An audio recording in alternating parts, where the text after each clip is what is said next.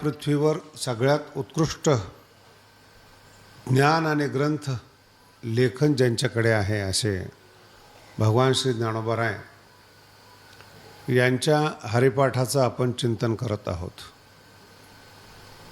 काल आपण 2-3 शब्द पाहिले। द्वार म्हणजे काय, उभा म्हणजे काय, थोडंसं ओझरतं असं शब्द सांगितले आणि देवाच्या दारात उभं राहिल्यानंतर 4 मुक्ती साध्य होतात असं भगवान श्री ज्ञानोबरायांचे शब्द आहेत। प्रत्येक शब्द आहे ना हा फार गंभीर आणि मौलिक आहे। नोट जशी एखादा माणूस चेक करून घेतो, ओरिजिनल एक डुप्लिकेट आहे, तिथं जशी दक्षता असते तशी दक्षता भगवान श्री ज्ञानोबरायांच्या शब्दांच्या बाबतीमध्ये आपल्याला पाहिजे। कसाही शब्द स्वीकारायचा नाही आणि कोणाचाही स्वीकारायचा नाही। शब्द हा तर्काच्या अग्नीतून बाहेर गेला पाहिजे, मग त्याच्यातून ज्ञान प्रसवतं। अंधश्रद्धेनं जर स्वीकारला ना, तुम्हाला संपूर्ण जगातले सगळे लोक जे प्रवचन करत नाहीत, प्रवचन करतात, ते सगळे साधू वाटतील तुम्हाला आणि कुठेतरी अशी भावना तयार होईल की आपण सगळ्याला साधू मानावं। साधू मानल्याने कल्याण होत नाही। आपल्या जीवनातला जो अनमोल वेळ आपण त्यांना देतो प्रवचन ऐकण्यासाठी, साधना करण्यासाठी, ती साधना सफल झाली नाही किंवा ज्ञान सफल झालं नाही, तो वेळ आपल्या जीवनातला वायाला जातो। भगवान श्री ज्ञानोबरायांच्या जीवनातला काल महत्त्वाचा सांगितला की वेळ या जीवनातली महत्त्वाची आहे। आणि पहिला जे चरण आहे, देवाचे द्वारी उभा क्षणभरी तेने मुक्तिचारी साधी येल्या, हा ज्ञानोबरायांचा अनुभव आहे। साधी येल्या अतिशय गोड शब्द आहे। मिळाल्या नाहीत, फुकटच्या नाहीत, आशीर्वादाच्या नाहीत, साधी येल्या, साध्य केल्या। एका शब्दामध्ये संपूर्ण हरिपाठाचं सार आणि मानवी जीवनाचं सार आहे। साध्य केल्या म्हणजे मी कर्म केलं, मी साधना केली, मी आयुष्य खर्च केलं, मग मला साध्य झाल्या। लक्षात येते सगळ्यांच्या? साध्य होत नाहीत, कोणाच्या आशीर्वादाने मुक्ती मिळत नाहीत, नाही तर सगळेच मुक्त झाले ते भारतातले सगळे लोक। आणि मुक्ती एवढं सोपं नाही आहे जेवढं आपण समजतो। साधी येल्या। आणि कालचा विषय समाप्त होत असताना जगद्गुरू तुकोबरायांचे शब्द सांगितले मी तुम्हाला। तुका म्हणे मुक्ती परिणिली नोवरी, आणि त्या मुक्तीबरोबर आता दिवसचारी खेळीमेळी, इथे विषय थोडासा संपवला होता। आता दिवसचारी खेळीमेळी, दिवस आता खेळीमेळी जातील। खरंच लग्न झाल्यानंतर दिवस चांगले जातात का? माझा अनुभव असा आहे, काही भाग्यवान मुली अशा घरात जन्माला आलेल्या आहेत, लग्न ठरल्यानंतर 2 दिवस अगोदर निघून जातात। अनुभव आहेत का नाही तुम्हाला? काही लग्नातून जातात, काही लग्नानंतर जातात, लग्नाच्या अगोदर जातात। म्हणजे लग्न ही प्रक्रिया खेळीमेळीची नाही आहे। आणि याचं एकच उत्तर आहे, मुलीला पसंत नाही आहे, दुसरं काही उत्तर नाही याचं। हा प्रश्न काही जास्त रेंगाळत ठेवत नाही। का जाती पळून? मुलगा पसंत नाही। मुलगा कितीही चांगला असेल पण तो मुलीच्या मनात बसला तर ती संसार करते। मुलीच्या मनात जर दारुड्या बसला ना, तुम्ही काहीच करू शकत नाही। महाराज मुलीला का दोष देतात? ज्ञानोबराय मुलाला पण दोष देतात। मुलाच्या मनात एखादी बाई बसली, तिला काय करणार तुम्ही? 18व्या अध्यायामध्ये ज्ञानोबरायांनी मनाचं वर्णन करत असताना सांगितलेलं आहे, जीवाच्या कसी उतरली। शब्दाकडे लक्ष द्या। जीवाच्या कसी उतरली, दासी की गोसावीनं झाली। ती भांडे घासणारी बाई होती, पण राजाच्या मनात बसली का? ज्ञानोबराय म्हणतात माहीत नाहीत, पण जीवाच्या कशी उतरली। दासी आहे, राणी झाली ती। आता राणी झाली, एक रामायणामध्ये खूप गोड वर्णन आलेलं आहे। रावणाचं शरीर असं पडलेलं आहे पुढं, आणि रावणाच्या स्त्रिया रडत होत्या. त्यातली जी मुख्य होती ती मंदोदरी होती. मंद उदरी, ज्याचं पोट एकदम बारीक आहे तिला मंदोदरी म्हणतात. विश्वसुंदरीचं ते एक लक्षण आहे. म्हणजे तुम्ही रावणाच्या वैभवाची थोडी कल्पना करा, अशी स्त्री मिळाली होती रावणाला, मंदोदरी. माहेरही श्रीमंत होतं, सगळ्या प्रकारची सुखसुविधा त्या ठिकाणी मिळालेली होती. रडत असताना मंदोदरी आपल्या नवऱ्याला मेल्यानंतर, बरं का, कधी कधी ही गोष्ट शक्य असतात की मनातल्या भावना जिवंतपणे नवऱ्यापुढं व्यक्त करता येत नाहीत. मग रडत असताना जेवढं राहिलेलं असतं मनात आयुष्यभर साचवलेलं, ते सगळंच्या सगळं बाहेर निघतं. त्यापैकी ही गोष्ट जी मंदोदरीच्या मनात होती, ती रडत असताना बोलते की जी सीता आहे ती सावळी आहे, गोरी नाही आहे. मी वाल्मिकी रामायणाबद्दल बोलतो बरं का. सावळी आहे ती, आणि तिची जर सौंदर्याची जर तुलना मी पाहिली, मंदोदरी म्हणते, तर त्या सीतेपेक्षा माझ्या दास्या सुंदर आहेत. पण माझ्या नवऱ्याच्या मनात ही का बसली हेच मला कळत नाही. त्याचं उत्तर ज्ञानोबा देतात, जीवाच्या कशी उतरली. संपूर्ण लंका बर्बाद झाली, मुलगा बर्बाद झाला. एवढं छोटं प्रकरण नाही बरं का. भाऊ त्याच्यामध्ये गेला, आणि काही कारण नाही, एका स्त्रीमुळं पूर्ण रामायण घडलं. आणि एकच कारण आहे, जीवाच्या कशी उतरली. मुलगी का जाते, मुलगा बसत नाही हृदयामध्ये, आणि जर बसला तर संसार सोडून दिला जातो, आईबाप सोडून दिले जाते, संसार केला जातो. ज्ञानोबा, मी का सांगतो तुम्हाला, तुकोबरायांनी मुक्तीबरोबर लग्न केलेलं आहे, पण मुक्तीला तुकोबराय पसंत पाहिजेत ना, मुक्तीला आवडलं पाहिजे ना. तुकोबराय म्हणतात, तुका म्हणे मुक्ती परिणिली नववरी. आणि ज्ञानोबरायांनी, मुक्ता एक बाला आहे, 16 वर्षाची आहे, मुक्त स्थिती बरं का, ज्ञानेश्वरीमध्ये, आणि तिला देखील नवरा पाहिजे. मग ती हातामध्ये जसे हे पुष्प आहेत, माळा आहेत, तशी ती मुक्ती बाळा हातामध्ये हार घेऊन आपल्या नवऱ्याला शोधते. ज्ञानेश्वरीच्या ओव्या अतिशय सुंदर आहे बरं. ओवी पहा किती छान आहे. गुण कुसुमाची माळा, गुण कुसुमाची माळा, आणि ती हातात घेऊन मुक्ती बाळा. मुक्ती बाळा फार जखड झालेली बाई किंवा स्त्री नाही बरं का. हल्लीच्या काळात वेगळं आहे जरा. स्त्रीचं लग्न करतात, पूर्वी कन्येचं लग्न होत होतं, म्हणून बाळा शब्द वापरलाय मुक्ता शब्दाबरोबर. मुक्ती बाळा, आणि ती हातात वरमाला घेऊन, गुणकुसुमाची माला घेऊन ती आपल्या नवऱ्याला शोधते. तर माऊली सांगतात, त्या मुक्ताला कसा नवरा पाहिजे. वैराग्य, निरपेक्षाचा गळा, शब्दांचा प्रयोग पहा कसा. गळा, कोणता गळा शोधते, कोणाच्या गळ्यात तिला माळ घालायची. वैराग्य, निरपेक्ष, दोन शब्द एकत्रित केलेले. केवळ वैराग्य नाहीत, काही माणसं जी त्यागी आहेत ना, ती विनाकारण अहंकारी असतात, ज्ञान नसतं त्यांच्याकडे. वैराग्य आहे पण मानाची अपेक्षा आहे.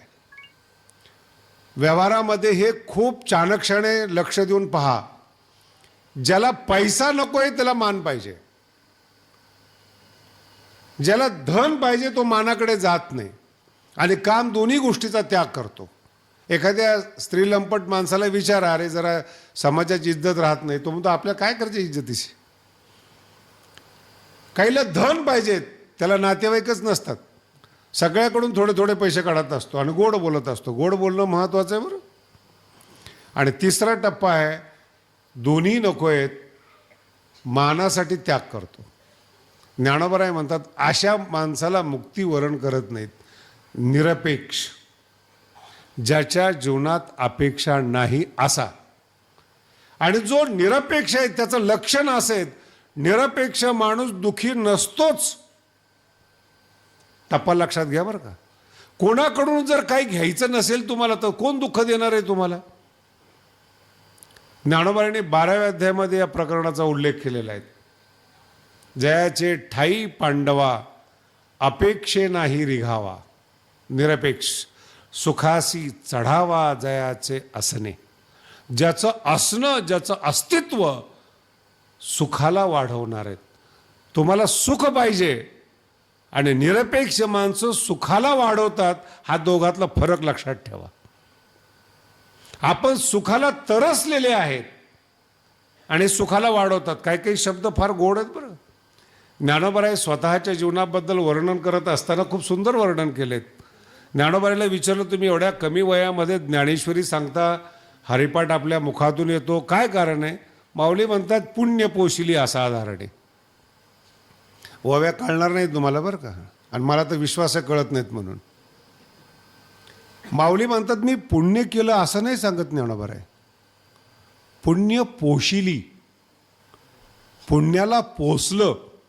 आणि हे जगातले पहिले ज्ञानोबाराय आहेत, पुण्य करत नाही, पुण्याला पोचतात, एवढी ताकद ज्ञानोबाराय आहे. तुम्ही आम्ही पुण्य करतो. काल सांगितलं मी तुम्हाला, दान धर्माचं पुण्य भोग देतं आणि नामस्मरणातलं पुण्य मुक्ती देतं. परमार्थाला कामाला येणारं पुण्य हे नामस्मरणाचं पुण्य आहे, मुक्ती देणारं पुण्य आहे. आणि विषयातलं पुण्य, संसारातलं दान धर्माचं पुण्य भोग प्रदान करणार आहेत, अधिक बंधनात टाकणार आहेत. ज्ञानोबाराय म्हणतात, मी पुण्य केली असं नाही, पोशिली. जसा एखादा मोठा श्रीमंत माणूस असतो, तो 2-4 पैलवान पोसतो, त्या पैलवानाला खाऊ घालण्याची ताकद असते. तसं ज्ञानोबाराय पुण्याला पोसणारे आहेत, युगानयुगी पोसणार आहेत. पुण्य पोशिली असाधारणे. साधारण माणसं जी पुण्य करतात तिला मी पोसत नाही, असाधारण पुण्याला पोसतो. आणि आज त्या सगळ्या पुण्यांना विचारलं काय पाहिजेत, ज्ञानेश्वरीच्या रूपाने ती मुक्त केली पुण्याला. ही ताकद आहे ज्ञानोबारायांची. पुण्य बंधनात ठेवणं ही ज्ञानोबारायांची ताकद आहे, पुण्याला पोसणं ही ज्ञानोबारायांची ताकद आहे. ह्या संकल्पना कोणत्याही शास्त्रकारांनी मांडलेल्या नाहीत, कोणत्याही ग्रंथात नाही आहेत. ह्या ज्ञानोबारायांच्या स्वतःच्या संकल्पना आहेत. म्हणून भाषा ऐकताना जरा वेगळी वाटते आपल्याला. ते तुझे गुणवानने देऊनी मज उत्तीर्णे झाली आजी. म्हणून ज्ञानेश्वरीला ज्ञानोबाराय ग्रंथ म्हणत नाहीत, पुण्य ठेवण्याची तिजोरी म्हणतात. मी माझं सगळं पुण्य या ज्ञानेश्वरीमध्ये ठेवलेलं आहे. ज्याला ज्याला पाहिजे असेल पुण्य, त्यांनी ज्ञानेश्वरी वाचावी, पाहिजे तेवढं पुण्य घेऊन जावं. पुण्याची गणना ही ज्ञानोबारायांची भाषा आहे. पुण्य पोस ही ताकद आहे. म्हणून व्यक्ती काय आहेत, पुण्याच्या भरोश्यावर चालणार आहेत, नीतिमत्तेच्या भरोश्यावर चालणार आहे. म्हणून मुक्ती आत्मस्थिती किंवा मुक्त स्थिती, तिला स्वतःला एक चॉईस आहे, निवड आहे. मुक्तीच्या मागे लागा, मुक्ती मिळणार नाहीत. हा ना व्यवहार आहे बरं. तुमची योग्यता तयार करा, 10 घरं चालून येतील. उत्कृष्ट क्लास 1 अधिकारी व्हा, 50 घरं तुम्हाला विचारतील आमची पोरगी करता का. आणि काहीच नसाल, मुलीला विचारा, हे सांगायला पाहिजे तुम्हाला. अधिकार नसला तर भाव नाही आहे, अधिकार नसला तर भाव नाही आहेत. विनाकारण भाव खाण्यातही अर्थ नाही आहे. माझं समाजामधलं एक निरीक्षण आहे, विशेष करून वर्तमान काळामध्ये. माझ्या बोलण्याचं वाईट वाटून घेऊ नका. तरुण मुलाकडे केवळ शरीर आहे. आता जो सोशल मीडिया वगैरे ना, याच्यातून जे काही पाहिलं ते त्यांचे फोटो टाकतात. स्त्री असेल, पुरुष असेल, तरुण असेल, तरुणी असेल, स्वतःच्या शरीराचे फोटो टाकतात. लक्षात येते. मग यांच्याकडे काय आहे, फक्त शरीर आहे. बरं, हे फोटो किती दिवस काढू शकतात, बघतात किती हा नंतरचा विषय. पण हे जे फोटो काढतात यांच्याकडे फक्त आणि फक्त शरीर आहेत. केवळ शरीर घेऊन तुम्ही अहंकारी असता. रस्त्याने चालणं, बोलणं, वागणं. ज्ञानोबारांचे तर खूप वेगळे वेगळे शब्द आहेत. काल जसा जसा येईल आपल्याला चिंतनाचा तसा आपण देऊ. केवळ शरीर आहे तुमच्याकडे म्हणून मान नाही मिळणार. मन मजबूत पाहिजेत, अंतःकरण मजबूत पाहिजेत, हृदय श्रीमंत पाहिजे, मग तुम्हाला मान आहेत. अधिकार कमवा तुम्ही, लोक मागं लागतील. आणि लोक मागण्यासाठी अधिकार कमवावा लागतो. साधिएल्या शब्द लक्षात आला? पूर्ण हरिपाठाचं सार आहे हा शब्द बरं का. साधिएल्या. मिळत नाहीत मुक्ती, साध्य करावी लागतात. महाराज असं आम्हाला नकोय मुक्ती. ठीक आहे, तुमच्याकडे केवळ शरीर आहेत. संसार असो किंवा परमार्थ असो, कोणतीही गोष्ट कष्ट केल्याशिवाय मिळत नाही. जर एखादा आशीर्वाद देत असेल तो तुम्हाला लुबाडत असेल. तो श्रीमंताची मुलं आहेत, 25-30 वर्ष काम करत नाहीत. बापाने कमवलेलं असतं पण काम करत नाहीत असं गृहीत धरू नका. गरीब व्हायला वेळ लागत नाही. 2 झटके बसले ना गरीब होऊन जातात. पैसे कमवायला वेळ लागतो. श्रीमंत विद्वानाच्या घरी जन्माला येतात. श्रीमंत विद्वानाच्या घरी जन्माला येतात. नाही शिकले तर त्यांना कोणी विद्वान मानत नाहीत. प्रत्येक व्यक्तीला कष्ट करावं लागतं. आपलं ध्येय साध्य करावं लागतं. हे पहिल्यांदा आपल्या डोक्यामध्ये व्यवस्थित बसवा. ज्ञानोबराय काय शिकवतात? बिना कर्माचं कष्टाचं या जगात काहीही मिळत नाही. काहीही मिळत नाही. अभ्यास कष्ट आहे. एखादा दुकानदार सकाळी 7 वाजता दुकान उघडतो, रात्री 10 वाजेपर्यंत दुकान चालू ठेवतो. इतकं तर नामस्मरण कोणी परमार्थातली माणसं करत नाहीत. कष्टाचा अभ्यास करा. किती तास दुकानावर बसतात? 12-12 तास एका दुकानावर बसतात, मग लक्ष्मी मिळते. परमार्थ करत असताना माझा अनुभव आहे, सकाळी आंघोळ झाल्यानंतर 5-10 मिनटं ज्या काही ओव्या वाचायच्या असतील त्या वाचल्या, त्या बंद केले की दुसऱ्या दिवशीच उघडतात. किती मिनिटाचा परमार्थ आहे, किती वेळेचा परमार्थ आहे. आणि या परमार्थामध्ये, एवढ्या छोट्या परमार्थामध्ये मुक्ती मिळेल. वैराग्य निरपेक्षाचा गळा ज्ञानोबराय म्हणतात. तिला गळा पाहिजे, पण वैराग्य निरपेक्ष या दोन्ही एकत्रित असणारा जो आहे त्याच्या गळात मुक्ती बाळा माळ घालते. आणि मुक्ती बाळाने एकदा माळ घातली ना, मग आता दिवसचारी. पत्नी अनुकूल असेल ना, अरण्यामध्ये पण रामाला सुख असतं. 13 वर्ष सीतेची काही तक्रार नाही आहे वनवासामध्ये, म्हणून 13 वर्षाचा इतिहास पण नाही आहे. वनवासाला गेले, रोज कंदमुळं खात होते, भेटत होते, येत होते, काही इतिहास नाही. बायकोचं मन बदललं, सीतेचं मन बदललं, मग रामायण सुरू झालं. जोपर्यंत स्त्री तक्रार करत नाही तोपर्यंत संसार दुःखरूप वाटत नाही, आणि तोपर्यंत लोक भगवानगडावर येत पण नाहीत. आळंदीलाही जात नाही आणि पंढरपूरलाही जात नाही. एक म्हातारा माणूस गडावर आला होता. 2-3 दिवस थांबला तो. मी सहज विचारलं त्याला, बाबा 3 दिवस झाले गडावर आहेत? नाही, आम्ही असं ऐकलं की फार विकास झाला म्हणून पाहायला आलो. म्हटलं 3 दिवस विकास पाहावा एवढा तर काही मी विकास केला नाही. म्हटलं पोरांनी हाकललं काय? वर्माला आघात झाला आणि डोळ्यातून पाणी उतरलं. मुलांनी हकलून दिलं काय? डोळ्यातून पाणी आलं. आयुष्यभर संसार केला. हरिपाठ सांगतो बरं का, सायास करीशी प्रपंच दिन आणि निशी दोन्ही. दिन रातपाळी पण असते ना. कामाला जाणारे केवळ दिवस पाळीच कामाला करतात असं नाही. 8-8 तासाच्या पाळीमध्ये सगळ्या पाळ्या असतात, त्या कराव्याच लागतात त्या, आणि त्याला तक्रार नाही करता येत. दिन निशी शब्दांचा प्रयोग आहे. इतका परमार्थ लोक करत नाही म्हणून मुक्ती साध्य होत नाही. ही जी मुक्ती बाळा माळ घेऊन आपल्या गळ्यामध्ये टाकते तो दिवस भाग्याचा असतो. तेने तत्परतेने. मग काय करायला पाहिजे मुक्तीने आपल्याला माळ घालावी म्हणून? सोपा शब्द आहेत, अधिकारी व्हा. अतिशय सोपा शब्द, अधिकारी व्हा. म्हणून काल एक बीज टाकलं होतं की 2 प्रकारचं जीवन जगतो मनुष्य. एक बाहेरचा प्रवास आहे, प्रपंचाच्या दिशेने जाणारा, आणि एक आतल्या दिशेने जाणारा प्रवास आहे. आता तुम्ही माझ्या समोर सगळे बसलेले आहेत. येताना सगळ्यांनी घरं बंद करून आलेले आहेत ना, किंवा घरात ठेवून आलेले आहेत. सोनं चांदी पैसा हा चोरीला जाऊ नये म्हणून दक्षता घेऊन तुम्ही प्रवचनाला आलात, बरोबर आहे? बोला ना, टेन्शन नका घेऊ कशाचं. तुम्ही तुमच्या मूल्यवान वस्तू जपता. येताना सगळं लपून झाकून ठेवलेलं असतं. परमार्थ सुद्धा असाच आहे. मूल्यवान वस्तू कोणालाही दाखवत नाहीत. मूल्यवान वस्तू झाकून ठेवलेल्या असतात. ही जड वस्तू आहेत, सोनं आणि नोटा. तुमचं मन देखील तुमच्यासाठी मूल्यवान आहे, त्याला झाकून ठेवलं पाहिजे. परमार्थ कसा आहे ज्ञानोबाराय शिकवतात बघा.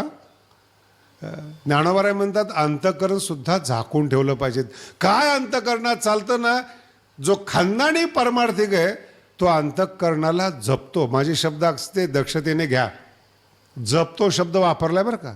आई जशी लहान मुलाला जपते. ज्ञानोबारायांची भाषा आहे ना अशी दुहेरी आहेत. तुकोबारायांनी माऊलीला असे 2 शब्द वापरलेत. तुम्ही संत माय, बाप कृपावंत.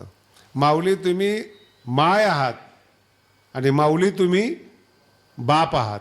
असे म्हणून मी तुम्हाला काल सांगितलं की हरिपाठाची भाषा ही पुरुषाची भाषा आहे, बापाची भाषा आहे. रे वगैरे जे शब्द आलेत ना, उलटे सुलटे, वाया जाईल वगैरे वगैरे, ही सगळी पुरुषाची भाषा आहेत. आणि ज्ञानेश्वरीची भाषा ही माऊलीची भाषा आहे, आईची भाषा आहे. हे काल तुम्हाला याचं विश्लेषण करून सांगितलं, फक्त लक्षात असावं म्हणून सांगितलं. हे आई आणि बाप हे दोन्ही माऊली आहेत. म्हणून तुकोबाराय म्हणतात तुम्ही संत माय बाप कृपावंत, दोन्ही एकत्र आहेत. म्हणून काही काही शब्द विशेष आहेत.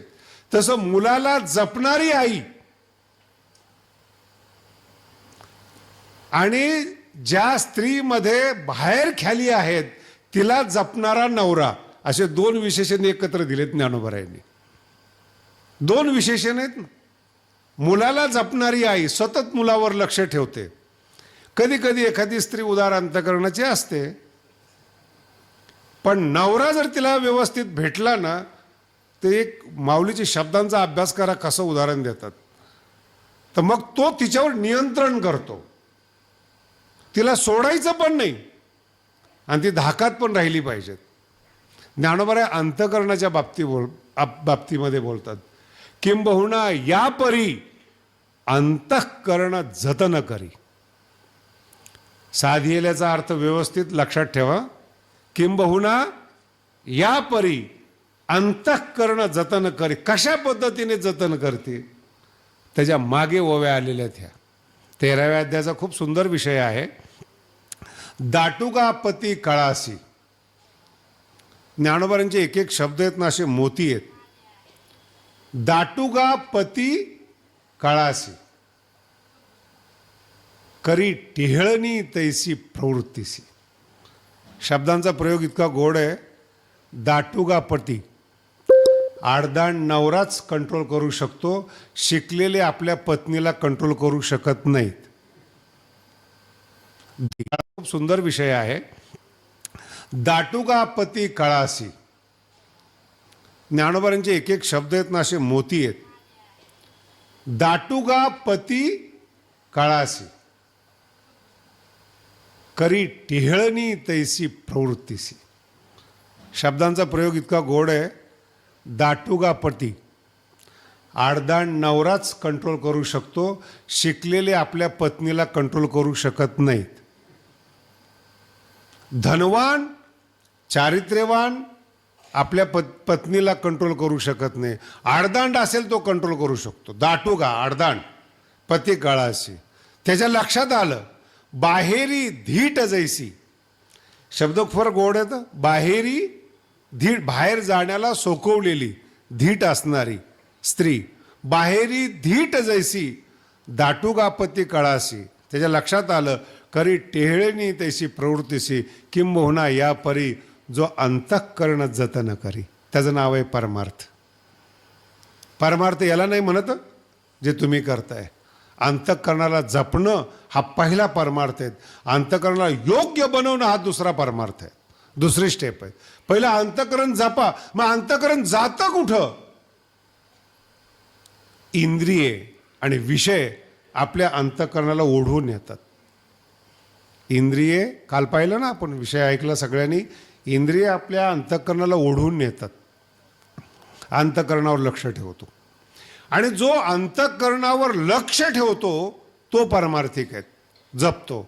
म्हणून मी मगाशी व्यावहारिक लक्ष दिलं. सोनं जपता, तुम्ही पैसे जपता, बँकेमध्ये ठेवता, सुरक्षित ठेवता, तुमच्या पुढच्या आयुष्याची ती पुंजी आहेत. अंतःकरण सुखाचं पुंजी आहेत. अंतःकरण स्वच्छ असेल ना, सुख तुम्हाला सोडून कुठं जाणार नाही. शब्द लक्षात, सुख तुम्हाला सोडून कुठेही जाणार नाही, ही वैशिष्ट्य आहे. अंतःकरण चांगलं नसेल तर ज्ञानोबा उलटं बोलतात. सुख विसरून येणारी गे काही. सुख जर चुकलं मार्केटमध्ये, बाजारामध्ये, तर ह्या माणसाच्या अंतःकरणात, ज्याचं अंतःकरण शुद्ध नाही, चुकून सुद्धा सुख त्या ठिकाणी जात नाही. मग देशद्रोह करणारे, पाप करणारे, चुकीचा परमार्थ करणारे, जगाला लुपाटणारे, त्यांचा चेहरा बघा, त्यांचं समाधान बघा, त्यांची श्रीमंती पाहू नका. शब्द आहे का? श्रीमंती नका पाहू, त्यांचं वैभव नका पाहू, त्यांचं अस्तित्व नका पाहू, त्यांचा देखावा नका पाहू, त्यांचं सुख पहा. रात्री झोप येते का? त्यांचं अंतःकरण किती बेचैन आहेत. अहो, जेवढं पाप करताना याचं ओझं अंतःकरणावरच येतं. जगाला माहीत नाही, तुम्हाला जगाला जाणीव नाही तुम्ही किती पाप केलंय, पण तुमच्या अंतःकरणाला तुम्ही लपवून ठेवू शकत नाही. म्हणून परमार्थ करत असताना पहिली अट, अंतःकरण जतन करी, मनाला जपा. हा परमार्थ ज्ञानोबा सोडून तुम्हाला जगात कुणी सांगणार नाही बरं का. जगातले लोक खूप सांगतात, योग करा, जप करा. ज्ञानोबा म्हणतात काहीही नाही. ज्ञानोबा म्हणतात काहीही नाही. योग याग विधी येणे नोहे सिद्धी. गंभीरतेने घ्या. योगशास्त्र शरीराच्या 10-5 घड्या घालणं, समाधी लावणं, येणे नोहे सिद्धी. याग विधी, नियमाने वागण्याला विधी म्हणतात, नियमात राहण्याला विधी म्हणतात. येणे नोहे सिद्धी. मग काय आहे ते? वायाची उपाधी. शब्दांचे हळूहळू प्रयोग पहा. योग याग विधी काय आहे? विनाकारण आहे, वायाची. पुन्हा उपाधी, दंभ धर्म, दांभिक धर्म येते. माऊलींचे 700-725 वर्षापूर्वीचे शब्द आहेत. दांभिक धर्म. मला सांगा, आजपर्यंत ज्ञानोबांनी जशी ज्ञानेश्वरी लिहिली तशी एखाद्या गुरुच्या शिष्यानं एखादं काय कर्तृत्व केलंय, जगाचा उद्धार केलाय, असं कधी ऐकायला मिळालं? परिणाम, रिझल्ट काही मिळालेले? काही रिझल्ट नाही. शब्दांचे प्रयोग अतिशय एने नोहे सिद्धी. वायाची उपाधी, दंभ धर्म, दांभिक धर्म आहेत. एक खूप सुंदर प्रसंग आहे रामायणामध्ये. काही कारणास्तव हनुमंतराय एका ठिकाणी जातात. मी सगळा प्रसंग सांगत नाही, फक्त मला जो महत्त्वाचा आहे तो भाग सांगतो तुम्हाला. आणि तिथं गेल्यानंतर एक साधू बसलेला होता. असा त्रिपुंड, खरा साधू आहे ना, गंधाकडे लक्ष देत नाही बरं का. त्याला आपल्याला गंध राहिला नाही याचा सुद्धा गंध नसतो. पण जो डुप्लिकेट साधू असतो त्याला माहिती आहे, गंध असला तर आपला गंध घेतील लोक, नाही तर बाकीच्या लोकांना गंध येणार नाहीत. म्हणून ते मार्केटमध्ये फिरणारे साधू लोकांचे गंध पहा तुम्ही. भडक असतात, ठळक असतात, आणि जसं मेकअप केलेला असतो ना त्या टाईप गंध असतात. वारकरी कसाही असतो, आहे काय दुपारपर्यंत टिकतो, काहीचा संध्याकाळपर्यंत टिकतो, काहीचा टिकतच नाही. पण परमार्थाचा गंध असतो.